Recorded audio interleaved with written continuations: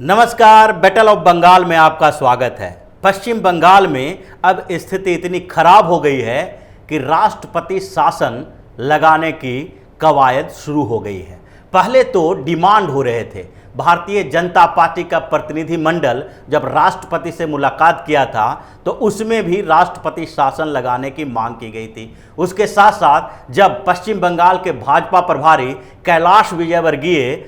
जो गृह मंत्री अमित शाह से मुलाकात किए तो उसमें भी उन्होंने कहा था कि पश्चिम बंगाल में कानून व्यवस्था जर्जर स्थिति में है और अब वहां राष्ट्रपति शासन लगाने के अलावा कोई दूसरा उपाय नहीं है, क्योंकि संवैधानिक मान्यताएं बिल्कुल खत्म हो चुकी है, संविधान का वैल्यू नहीं रहा और ममता बनर्जी बिल्कुल अपने ऑटोक्रेसी के तहत शासन चला रही हैं। वहां की पुलिस को अपने पास रखी हुई हैं और जैसे चाहती हैं वैसे इस्तेमाल करती हैं। वो स्थितियां धीरे धीरे बढ़ती गई और पिछले कुछ दिनों में वो स्थिति और बदतर हो गई, क्योंकि भारतीय जनता पार्टी के एक नेता मनीष शुक्ला की हत्या हुई और उस हत्या में पश्चिम बंगाल के पुलिस और टीएमसी के नेता सारे लोग यही कह रहे हैं कि ये कोई पॉलिटिकल मर्डर नहीं है, ये राजनीतिक हत्या नहीं है, बल्कि इसमें आपसी जो झगड़े होते हैं उसका हाथ है। आपस में ही झगड़ा करके भारतीय जनता पार्टी के आपस के कार्यकर्ताओं ने उनकी हत्या की है। इसमें अगर पॉलिटिकल एंगल है भी तो ये भारतीय जनता पार्टी के आंतरिक मामलों से लेकर है, ये टीएमसी और भाजपा के बीच चल रहे संघर्ष के कारण नहीं है। लेकिन स्थितियां कुछ अलग है, फैक्ट जो हैं कुछ अलग दिशा में जा रहे हैं, क्योंकि मनीष शुक्ला की हत्या की जांच सीबीआई से कराने की बार बार मांग की जा रही है, लेकिन ममता बनर्जी इस बात के लिए तैयार नहीं है। पश्चिम बंगाल के राज्यपाल जगदीप धनखड़ भी रिपोर्ट दे रहे हैं और इस बार तो उन्होंने ममता बनर्जी को अंतिम तौर पर चेतावनी दी। उन्होंने चिट्ठी लिखकर बोला कि अब यहां संविधान की खिल्ली उड़ाई जा रही है, संवैधानिक व्यवस्था को लागू करें, नहीं तो स्थितियां बिगड़ जाएगी और गवर्नर अपने जो शक्ति मिली हुई है संविधान के तहत उनको उसका इस्तेमाल करेंगे। पिछली बार भी उन्होंने कहा था कि हम आर्टिकल 154 का इस्तेमाल करेंगे। धारा 154 के तहत राज्यपाल राज्य के प्रशासन का अधिकार अपने पास रख सकते हैं और अपने लोगों के या अपने अधिकारियों के साथ मिलके वहां के प्रशासन को संभाल सकते हैं। ये राज्यपाल की ताकत है, शक्ति है, लेकिन ममता बनर्जी पर उनके किसी भी वार्निंग का, चेतावनी की कोई भी प्रभाव नहीं पड़ रहा है और इसके कारण अब गृह मंत्री अमित शाह ने भी हरी झंडी दे दी है। उन्होंने कह दिया है कि वहां पर जो भारतीय जनता पार्टी की तरफ से डिमांड की जा रही है कि पश्चिम बंगाल में राष्ट्रपति शासन लागू होना चाहिए, ये सही है। और जब उनसे बात की गई, उनसे पूछा गया कि किस तरह से वहां राष्ट्रपति शासन लागू किया जाएगा, तो उन्होंने स्पष्ट शब्दों में बताया कि वहां राष्ट्रपति शासन अगर लागू भी किया जाता है तो संविधान के तहत किया जाएगा और गवर्नर की रिपोर्ट के आधार पर किया जाएगा। जबकि गवर्नर जगदीप धनखड़ के पास पूरी लिस्ट तैयार है, रिपोर्ट तैयार है कि कैसे कैसे पश्चिम बंगाल में जो ममता बनर्जी का शासन है वो पूरी तरह से विफल हो गया है। ये संवैधानिक विफलता को दिखाता है, जिसके बाद राष्ट्रपति शासन लागू किया जाना चाहिए। राष्ट्रपति शासन लागू करने के लिए चुनाव का भी इंतजार किया जा सकता है, क्योंकि पश्चिम बंगाल में जो चुनाव होना है उसमें इलेक्शन कमिश्नर जो हैं वो भी इस बात का तहकीकात करेंगे कि वहाँ पर स्वतंत्र और निष्पक्ष चुनाव कराए जाने के लिए क्या क्या जरूरी है। जिस तरह से पश्चिम बंगाल में स्थितियां बदल रही है, उसके बाद राष्ट्रपति शासन लगाए जाने के अलावा कोई विकल्प नहीं है। जिस तरह वामपंथी पार्टी की सरकार के समय पश्चिम बंगाल में राजनीतिक कार्यकर्ताओं की हत्या होती थी, जिस तरह केरल में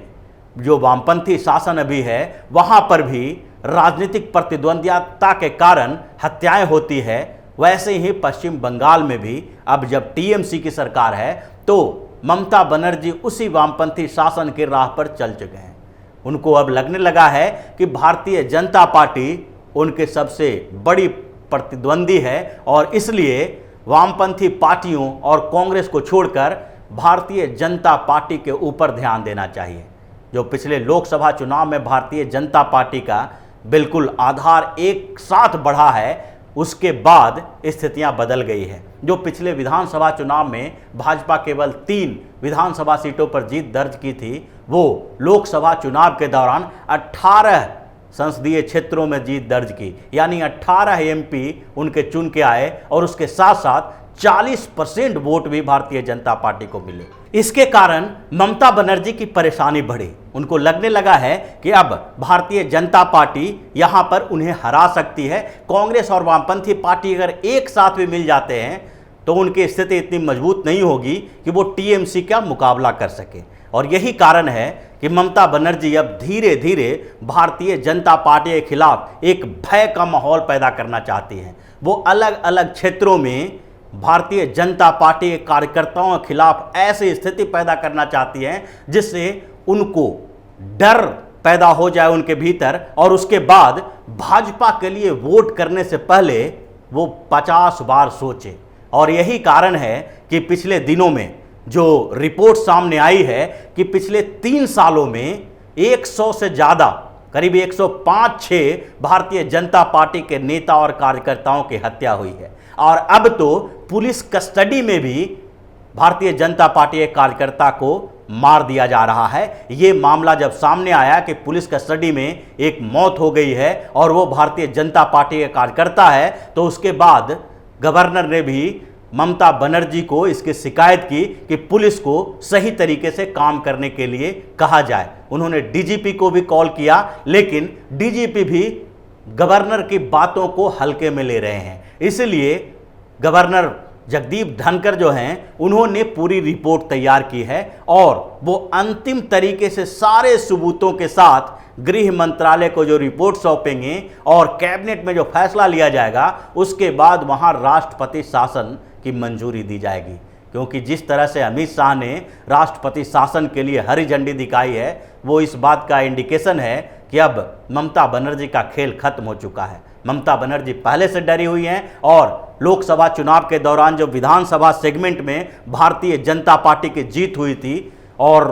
जो सारे स्थितियां उनके प्रतिकूल जा रही थी, प्रशांत किशोर ने जिस तरह से एनालिसिस करके रिपोर्ट ममता बनर्जी को सौंपी है, उसके बाद स्थितियां और बिगड़ गई है। और टीएमसी के अंदर जो भगदड़ मचा हुआ है, 4-4, 5-5 जिले जो हैं जहां पर 50 से ज़्यादा विधानसभा क्षेत्र आते हैं, उन जगहों के जो टीएमसी के कार्यकर्ता और नेता हैं आपस में लड़ रहे हैं, जिसके लिए ममता बनर्जी ने प्रशांत किशोर, अभिषेक बनर्जी, जो अभिषेक बनर्जी उनके भतीजे हैं, उन दोनों को लगाया है काम पे और लगातार वहां बैठकों का दौर चल रहा है। तो ऐसी स्थिति में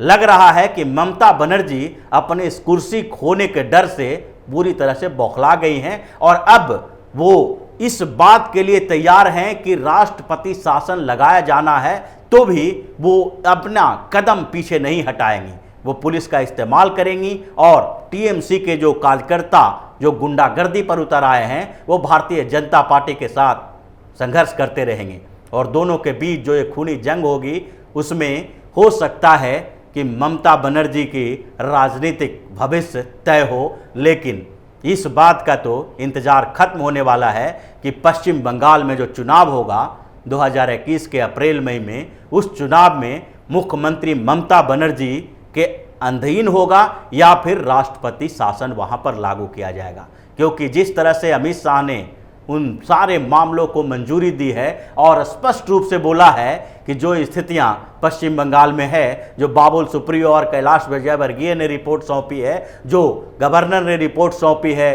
केंद्र सरकार के पास, उन सारे स्थितियों से क्लियर होता है कि वहां पर संविधान पूरी तरह से विफल हो चुका है। और इसलिए भारतीय जनता पार्टी ने अपना पूरा ध्यान बिहार चुनाव के बावजूद पश्चिम बंगाल की तरफ रखा हुआ है और अभी कुछ समय में पश्चिम बंगाल जाने वाले हैं भारतीय जनता पार्टी के अध्यक्ष जेपी नड्डा। वो दार्जिलिंग और सिलीगुड़ी जाएंगे, वहां पर अपने कार्यकर्ताओं से मिलेंगे और उसके साथ साथ कूच बिहार और आसपास के कुछ जिलों में भी वो दौरा करेंगे और वहां पर अपने पार्टी के कार्यकर्ताओं और नेताओं से मुलाकात करेंगे। उत्तर बंगाल के इन क्षेत्रों में पश्चिम बंगाल के जो सबसे बड़ी पार्टी टीएमसी है उसको चुनौती देना भारतीय जनता पार्टी की सबसे बड़ी जीत मानी जा रही है, क्योंकि उत्तर बंगाल में जो 56 विधानसभा सीटें हैं उसमें लोकसभा के समय भी 40 सीटों पर भारतीय जनता पार्टी के उम्मीदवार आगे रहे हैं। विधानसभा सीटों में जो टकराव हुआ है उसमें 50% से ज़्यादा भारतीय जनता पार्टी के खाते में गई थी और इसलिए जेपी नड्डा भी उन जगहों के लिए ज़्यादा सीरियस नजर आ रहे हैं। भारतीय जनता पार्टी की रणनीति है कि जो क्षेत्र मजबूत है उसको और मजबूत किया जाए और 56 में से